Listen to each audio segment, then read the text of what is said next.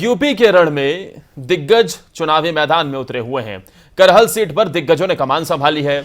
अमित शाह ने समाजवादी पार्टी पर निशाना साधा है और कहा है कि करहल में कमल खिलाओ, पूरी यूपी से सपा का होगा सुपड़ा साफ। करहल वो विधानसभा सीट जहां से अखिलेश यादव खुद चुनावी मैदान में हैं और उनके सामने एसपी सिंह बघेल जो कि केंद्र में मंत्री हैं, सांसद हैं, वो विधानसभा का चुनाव लड़ रहे हैं। तो यह मुकाबला एसपी सिंह बघेल के चुनावी मैदान में उतरने के साथ ही बेहद दिलचस्प हो गया था और ऐसा इसलिए क्योंकि एसपी सिंह बघेल कभी मुलायम सिंह यादव की सुरक्षा में तैनात थे और आज केंद्र में मंत्री हैं। साथ ही अखिलेश यादव को ही वो चुनौती देते हुए नजर आ रहे हैं। मुलायम सिंह यादव ने भी प्रचार किया है, जनता से वोट की अपील की है। करहल विधानसभा सीट जो समाजवादी पार्टी का गढ़ माना जाती है इस सीट को, और खास तौर पर मुलायम सिंह यादव के लिए इस सीट बेहद अहम है। वो यहां से चुनाव लड़े, जीते और उसके बाद अब अखिलेश यादव यहां से चुनाव लड़ने जा रहे हैं। 300 सीट जीतने की जरूरत नहीं है। 300 सीट का काम एक ही सीट से हो सकता है। समझ में आया? अरे करहल में कमल खिला दो, पूरे यूपी में सपा का सुपड़ा साफ हो। अब जो यहाँ उम्मीदवार हैं, जो भी उम्मीदवार यहाँ हैं, वो श्रेष्ठ उम्मीदवार हैं। कांग्रेस को भारी बहुमत जिताने और मेरी भावना है उसको पूरी भावना का आदर करते हुए अखिलेश को भारी बहुमत जिताना और समाजवादी पार्टी को मजबूत बनाना। इन्हीं शब्दों के साथ बहुत बहुत धन्यवाद, आशीर्वाद।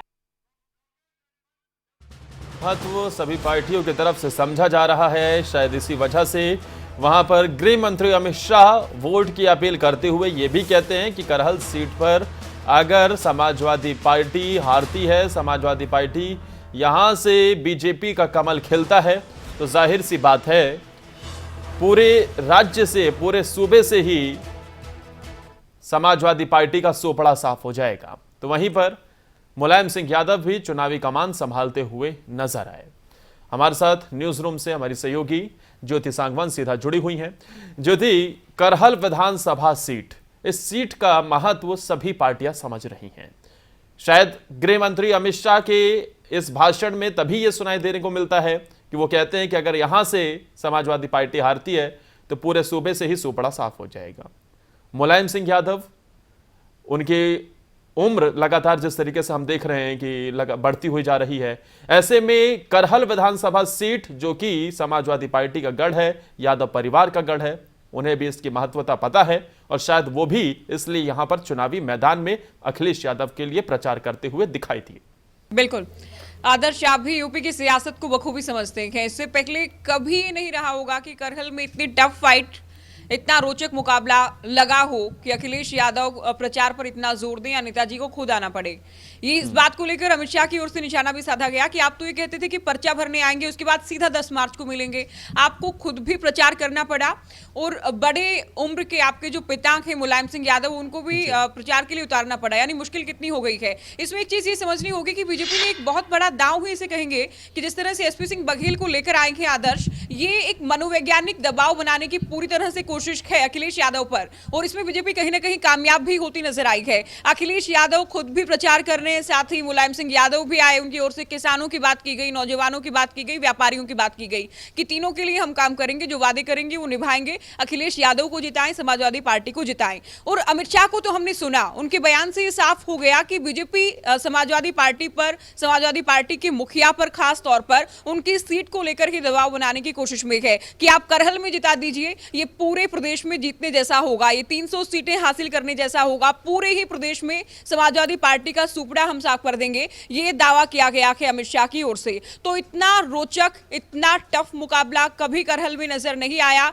इतना आसान नहीं होगा इस बार अखिलेश के लिए। इतनी बड़ी चुनौती अपनी ही सीट पर, जो कह सकते हैं कि एक परंपरागत सीट रही, उनके कुनबे की भी, उनके खुद की भी, उस सीट पर इतनी बड़ी चुनौती उन्हें मिलेगी शायद उन्होंने नहीं सोचा होगा। क्योंकि बघेल पर जो हमला हुआ उसके बाद आप जानते हैं कि वो भी सुर्खियों में आ गए। अब बीजेपी ने इसको मुद्दा भी बना लिया है। खुद योगी की ओर से भी कहा गया कि आप हमारे उम्मीदवारों पर हमला करवाते हैं, लेकिन ये जो गर्मी है, ये जो चर्बी है, ये 10 मार्च के बाद खत्म कर दी जाएगी। तो ये चरण इसलिए भी बेहद रोचक हो गया है आदर्श, क्योंकि अखिलेश यादव की खुद की सीट है जो कि सबसे हॉट सीट के तौर पर इस बार देखी जा रही है। हालांकि अखिलेश यादव का यह दावा है कि हम तो पिछले 2 चरणों में शतक लगा चुके हैं, चौथे चरण तक आते आते हम जीत हासिल कर लेंगे। जनता का शुक्रिया भी वो कहते नजर आए और साथ ही उनकी ओर से भी कहा गया कि चौथे चरण के बाद हम जीत जाएंगे। 7वें चरण तक आते आते बीजेपी के बूथ्स पर केवल भूत नजर आएंगे। बीजेपी के जो बूथ हैं वहां पर कार्यकर्ता नेता नजर नहीं आएंगे, क्योंकि जीत जाएगी समाजवादी पार्टी, जीत जाएगा गठबंधन। हालांकि देखना यह कि जनता क्या डिसाइड करती है, करहल की जनता इस बार क्या डिसाइड करती है,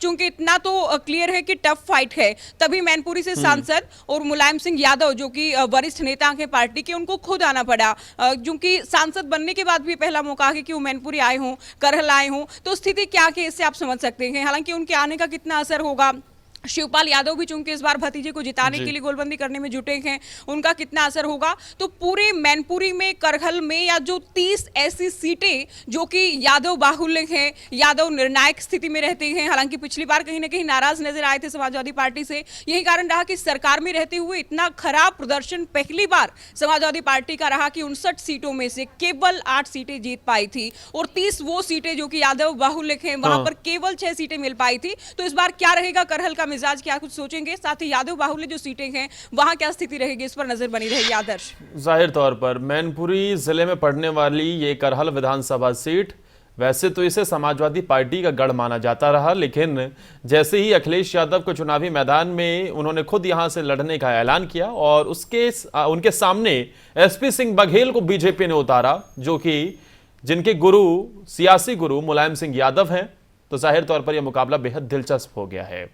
ज्योति, आप हमारे साथ लगातार बनी रहिए, क्योंकि इस बीच एक बड़ी खबर आ रही है, सीधा उसका रुख करते हैं और उसके बाद आपके पास आते हैं, क्योंकि अमित शाह ने लखीमपुर खीरी में भी रैली की है और लखीमपुर खीरी में रैली को संबोधित करते हुए गृह मंत्री अमित शाह ने विरोधियों पर कई निशाने साधे। सुनवाते हैं आपको। क्या होता था मालूम है ना, मटका, माताएं मटका लेने जाती थी तो ऊपर टकोरा लगाती थी ना, पक्का है या कच्चा है, देखते थे ना। अरे भाई बोलो, देखते थे या नहीं देखते थे? माताएं बताए देखते थे ना। तो ये 100 रुपए की मटकी को बार बार टकारा लगा रहे हो, पूरा उत्तर प्रदेश देना है, जरा देख लेना किसके हाथ में दे रहे हो भाई। आपका एक वोट नरेंद्र मोदी जी के हाथ मजबूत करने वाला है, आपका एक वोट योगी आदित्यनाथ को मुख्यमंत्री बनाने वाला है, आपका एक वोट यूपी को फिर से सुरक्षित और विकसित बनाने वाला। तो गृह मंत्री अमित शाह सीधे तौर पर निशाना साधते हुए नजर आए और उन्होंने कहा कि आपका एक वोट ही ये तय करेगा कि राज्य में किसकी सरकार बनेगी और राज्य में ये राज्य आपको किसके हाथों में देना है। ज्योति, लखीमपुर खीरी की लड़ाई भी बेहद दिलचस्प है। लखीमपुर खीरी में बीते दिनों आशीष मिश्रा जेल से बाहर आया। इस सब के साथ ही गन्ना किसानों के लिए ये लखीमपुर खीरी सबसे महत्वपूर्ण राज्य है और सबसे ज्यादा गन्ना किसान यहां पर देखने को मिलते हैं। कई उनकी मांगे हैं। सरकार के कामकाज के साथ ही बीजेपी चुनावी मैदान में है अपने रिपोर्ट कार्ड के साथ। लखीमपुर खीरी में क्या जिस तरीके से किसानों को गाड़ी से कुचला गया था, उसके बाद अब जेल से आशीष मिश्रा बाहर है, क्या नजर आ रहा है, क्या समझ आ रहा है? देखिए आदर्श, बेहद अहम है ये क्षेत्र, पूरी तरह से आपने ठीक कहा। और अब चूंकि आशीष भी जमानत पर बाहर के, इसे लेकर विरोधी, बीजेपी के विरोधी सरकार को घेरते हैं कि जो किसानों को कुचल देते हैं, जो खुलेआम हत्या को अंजाम देते हैं, उन्हें इतनी आसानी से कैसे जमानत मिल गई, इतने गंभीर मामले में इतनी गंभीर धाराएं जबकि लगी हैं। हालांकि बीजेपी पूरी तरह से कहती है कि कानून अपना काम कर रहा है, साथ ही अदालत का ये फैसला है, ग्राउंड ये रहा कि क्या पता भीड़ से बचने के लिए गाड़ी आगे चलाई गई हो। तो ये तमाम बातें हैं। अब इनका असर क्या होगा ये तो देखना होगा। हालांकि इतना जरूर है कि विरोधियों को बैठे बिठाए ये मुद्दा लखीमपुर खीरी में जरूर मिल गया है और बिल्कुल किसानों पर संभव है कि इसका असर हो भी जाए अगर विरोधी दल इसको सही से भुनाने में कामयाब होते हैं। हालांकि बीजेपी पूरी तरह से स्पष्ट कर चुकी है कि हमने कोई कोताही नहीं बरती है, कानून अपना काम कर रहे हैं और अदालत की ओर से, जैसा कि पहले भी हमने कहा, जमानत दी गई है। गन्ना किसानों का आपने जिक्र किया, तो यहाँ कहीं ना कहीं आप कह सकते हैं कि किसान आंदोलन का भी असर हो सकता है, खासतौर पर लखीमपुर खीरी के इस पूरे घटनाक्रम के बाद। उससे पिछली सीटों को लेकर हमने बात की तो आलू उगाने वाले किसान भी यहाँ पर काफी हैं। तो आलू उगाने वाले किसान किसके साथ जाएंगे, गन्ना किसान किसके साथ जाएंगे? बीजेपी तो कहती है कि हमने ऐतिहासिक काम किए हैं। और जहां तक रही तीनों कानूनों की बात, तो तीनों कानून भी हमने किसानों की खुशी के लिए वापस लिए। हालांकि किसानों के हितों के लिए लाए थे, लेकिन कुछ किसानों को समझाने में नाकाम रहे तो ये कानून भी वापस ले लिए गए हैं। ऐसे में लखीमपुर खीरी का कितना और क्या असर रहेगा, विरोधी कैसे इसे भुनाते हैं और बीजेपी कैसे किसानों को रिझाने में जाहिर कामयाब तौर हो पर ये पाती है? देखने वाली बात होगी कि आखिर बीजेपी की तरफ से अब जाहिर सी बात है डैमेज कंट्रोल तो कर लिया गया है, लेकिन ये डैमेज कंट्रोल के बाद अब ये वोटों में कितना तब्दील होता हुआ नजर आता है, ये देखने वाली बात होगी।